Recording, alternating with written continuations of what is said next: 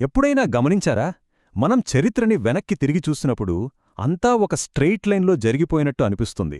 ఈరోజు మనం ఇక్కడున్నామంటే దానికి దారి తీసిన ప్రతి సంఘటన జరగాల్సిందే అన్నట్టుగా, ఇంకోలా జరగడానికి ఛాన్సే లేనట్టుగా అనిపిస్తుంది. కానీ నిజంగానే గతం అంతా పక్కాగా రాసిపెట్టుందా? లేక ఇది మన బ్రెయిన్ మనతో ఆడుతున్న ఒక ట్రిక్కా? రండి, ఈ ఆలోచన వెనక ఉన్న ఒక ఇంట్రెస్టింగ్ మ్యాటర్ గురించి తెలుసుకుందాం. సరే, ముందుగా ఈ ప్రశ్నతో మొదలుపెడదాం. ఒక్కసారి మొదటి ప్రపంచ యుద్ధం గురించి గాని, లేదా రోమన్ సామ్రాజ్యం ఎలా కూలిపోయిందో గాని ఆలోచించండి. అవి జరగకుండా ఉండేవంటే మనం ఊహించలేం కూడా. అంతా ఒక ప్లాన్ ప్రకారం, ఒక సినిమా స్క్రిప్టులాగా సాగిపోయినట్టు అనిపిస్తుంది. అసలు ఏంటిది? గతం ఇలాగే జరగాలని మనల్ని ఇంత బలంగా నమ్మించేదేంటి? దీనికి సమాధానం హైండ్సైట్ ఫ్యాలసీ. ఇది మన బ్రెయిన్ మనతో ఆడే ఒక ట్రిక్ లాంటిది. అంటే ఏదైనా జరిగిపోయాక, ఫలితం మనకు తెలిసాక, అబ్బా ఇదిలాగే జరుగుతుందని నాకు ముందే తెలుసు అనిపించడం అన్నమాట. అచ్చం క్రికెట్ మ్యాచ్ అయిపోయాక, చూసావా ఆ లాస్ట్ బాల్ 6 వెళ్తుందని నేను ముందే చెప్పాను అనంటాం కదా, అచ్చం అలాగే. చరిత్ర అంటే ఒకే ఒక హైవే అనుకోవడం మనం చేసే పెద్ద తప్పు. నిజానికి చరిత్రలో ప్రతి మూమెంట్ ఒక పెద్ద జంక్షన్ లాంటిది. ఆ జంక్షన్ దగ్గర భవిష్యత్తులోకి వెళ్లడానికి లెక్కలేనన్ని దారులుండేవి.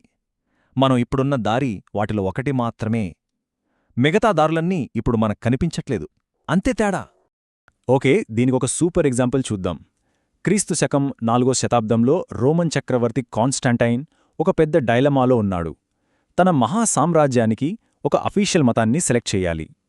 ఆయన ముందు చాలా ఆప్షన్స్ ఉన్నాయి. క్రైస్తవం వాటిల్లో జస్ట్ ఒకటి. అప్పటికే ఉన్న బహుదేవతారాధన, మానికేజం, మిత్రైజం ఇలా చాలా ఉన్నాయి. కాని ఆయన క్రైస్తవాన్ని ఎంచుకున్నాడు. ఆ టైంలో అది ఎవ్వరూ ఊహించని చాలా రిస్క్తో కూడిన డెసిషన్. కాని ఈరోజు మనం వెనక్కి తిరిగి చూస్తే ఆబ్వియస్గా అదే జరుగుతుంది అన్నట్టుగా వెస్టర్న్ వరల్డ్ క్రిస్టియన్ అవ్వడం చాలా సహజంగా అనిపిస్తుంది కదా. ఇంకో స్ట్రాంగ్ ఎగ్జాంపుల్ బోల్షివిక్ విప్లవం. 1913లో వాళ్లు రష్యాలో ఒక చిన్న రాడికల్ గ్రూప్ అంతే.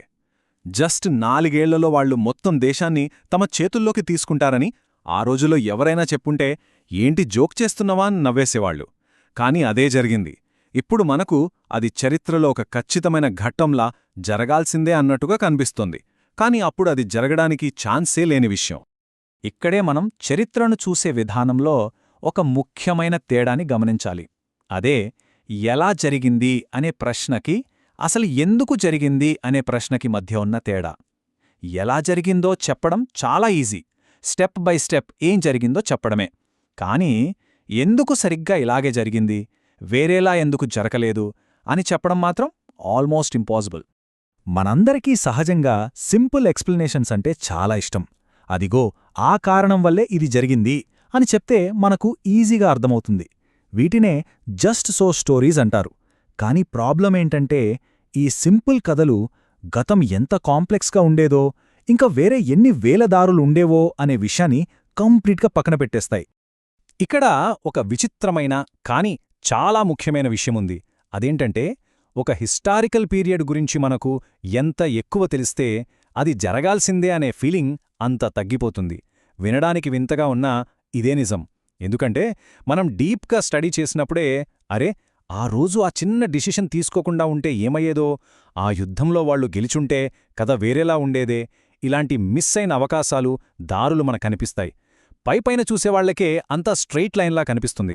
దానికి కారణం చరిత్ర అనేది ఏ తర్వాత బి, బి తర్వాత సి అన్నట్టు సింపుల్ చైన్ కాదు. అదొక కెయాటిక్ సిస్టమ్. అంటే ఒకేసారి లెక్కలేనన్ని శక్తులు, మనుషులు, సంఘటనలు ఒకదానితో ఒకటి రియాక్ట్ అవుతూ ఉంటాయి. బటర్ఫ్లై ఎఫెక్ట్ లాగా ఎక్కడో జరిగే ఒక చిన్న మార్పు భవిష్యత్తులో ఊహించనంత పెద్ద తేడాని తీసుకురావచ్చు. ఈ కేయాస్లో మళ్ళీ 2 రకాలున్నాయి. Level 1 chaos, level 2 chaos. Level 1 అంటే వెదర్ లాంటిది. రేపు వర్షం పడుతుందని మనం ప్రిడిక్ట్ చేస్తే ఆ ప్రిడిక్షన్కి వెదర్ రియాక్ట్ అవ్వదు. దానికి మన ప్రిడిక్షన్తో సంబంధం లేదు. కానీ లెవెల్ 2 కేయాస్ అలా కాదు. అది మనం వేసే అంచనాలకే రియాక్ట్ అవుతుంది.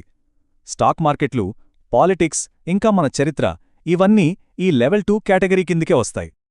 ఇది ఎలా పనిచేస్తుందో అర్థం కావటానికి ఒక సింపుల్ ఆయిల్ ప్రైస్ ఎగ్జాంపుల్ చూద్దాం. అనుకోండి, రేపు ఆయిల్ ప్రైస్ $100కి పెరుగుతుందని ఒక పక్కా న్యూస్ వచ్చింది. అప్పుడేమవుతుంది? ట్రేడర్సు, జనాలు అందరూ లాభం కోసం ఈరోజు ఆయిల్ కొనడానికి పరుగెడతారు. దీంతో ఏమవుతుంది? డిమాండ్ పెరిగి ఆయిల్ ప్రైస్ రేపు కాదు ఈరోజే $100కి వెళ్ళిపోతుంది. గమనించారా? ఆ ప్రిడిక్షనే రియాలిటీని మార్చేసింది. ఆ ప్రిడిక్షన్ నిజమైంది, కాని అనుకున్న టైంకి కాదు. ఇదే పవర్ఫుల్ లాజిక్ పాలిటిక్స్కి, సొసైటీలో వచ్చే మార్పులకు కూడా వర్తిస్తుంది. అందుకే విప్లవాలని ముందే ఊహించడం ఇంపాసిబుల్ అని అంటారు. అవును, ఒక విప్లవాన్ని మనం కరెక్ట్గా ప్రిడిక్ట్ చేయగలిగితే ఆ విప్లవం అసలు జరగనే జరగదు. చాలా విచిత్రంగా ఉంది కదూ? ఎందుకు? ఒక్కసారి ఆలోచించండి. 2011లో ఈజిప్ట్లో విప్లవం రాకముందు ప్రెసిడెంట్ హోస్నీ ముబారక్కి ఎవరో వచ్చి సర్ ఖచ్చితంగా మీ మీద విప్లవం రాబోతోందని చెప్పారనుకోండి, ఆయన ఏం చేస్తారు? బహుశా వెంటనే ట్యాక్సులు తగ్గిస్తారు, జనానికి డబ్బులు పంచుతారు, లేదా ప్రతి వీధిలో పోలీసులు పెట్టేస్తారు. ఇలా చేయడం వల్ల జనంలో కోపం చల్లారుతుంది, విప్లవం అనే ఆలోచనే రాదు. అంటే విప్లవం వస్తుందనే ప్రిడిక్షనే ఆ విప్లవాన్ని ఆపేసింది. సరే, ఇదంతా బానే ఉంది. కాని ఇప్పుడు మనకో డౌటొస్తుంది. చరిత్రని ప్రెడిక్ట్ చేయలేనప్పుడు, దాన్నించి సింపుల్గా పాఠాలు నేర్చుకోలేనప్పుడు అసలు మన హిస్టరీ ఎందుకు చదవాలి? దానివల్ల ఉపయోగమేంటి?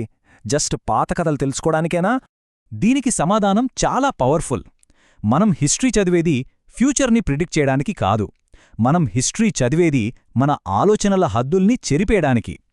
ఈరోజు మన ఉన్న పరిస్థితి, మన సమాజం, మన నమ్మకాలు, మన రాజకీయాలు ఇవేవి ఇలాగే ఉండాలి అని రాసిపెట్టి లేవని, ఇవి సహజం కాదని, తప్పనిసరి కాదని తెలుసుకోవడానికి.